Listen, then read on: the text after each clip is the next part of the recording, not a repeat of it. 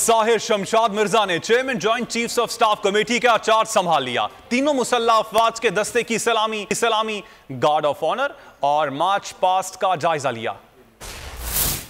Joint staff headquarters में कमान की तब्दीली की पुरवकार तकरीब। जनरल साहिर शमशाद मिर्जा ने chairman joint chief of staff committee की हैसियत से जिम्मेदारियां संभाल ली। तीनों मुसल्लह अफवाज के चाको चौबंद दस्ते ने जनरल साहिर शमशाद मिर्जा को गार्ड ऑफ ऑनर पेश किया। जनरल साहिर शमशाद मिर्जा ने गार्ड ऑफ ऑनर और मार्च पास्ट का जायजा लिया। कमांड तब्दीली की तकरीब में अस्करी क़यादत, हाजिर और रिटायर्ड अफसरान शरीक हुए। जनरल साहिर शमशाद मिर्जा को तरक्की देकर chairman joint chief of staff committee मुकर्रर किया गया है। अगर आपको ये वीडियो पसंद आई तो हमारे चैनल को सब्सक्राइब करें और बेल आइकन पर क्लिक करें।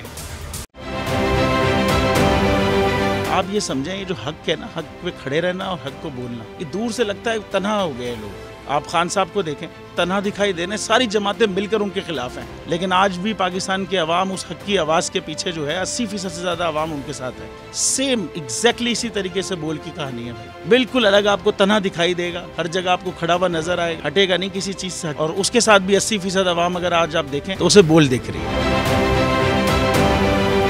जाली केस है ना, ये हम पे उस वक्त बनाए गए थे जब हुकूमत यही थी, इन्हीं लोगों की हुकूमत थी ना। और ये जाली केस, इनको मैं नहीं कह रहा इस केस को जाली केस, इनको पाकिस्तान में क्या पूरी दुनिया में एक ऐसा शिकायत कुंदा नहीं मिला, एक ऐसा कंप्लेनेंट नहीं मिला जिसने ये कहा हो कि हमारे साथ फ्रॉड हुआ है। तो ये खुद ही बन गए कंप्लेनेंट और ये खुद ही इन्होंने खुद ही इन्वेस्टिगेशन की, उसकी खुद ही तफ्तीश भी की, यानी कि कंप्लेनेंट भी है, इन्वेस्टिगेशन ऑफिसर भी है। और इन द एंड इन्होंने फिर उसके बावजूद ये कोर्ट में जमा कराया कि जी ये केस जाली केस था और इसमें किसी किस्म जो कुछ एग्जैक्ट कर रहा था सब लीगल। ये मेरी बात नहीं है, ये इनके इन्वेस्टिगेशन ऑफिसर की बात। सबसे ज्यादा व्यूज और सबसे ज्यादा रेटिंग के साथ बोल आज भी रहा नंबर 1 पर।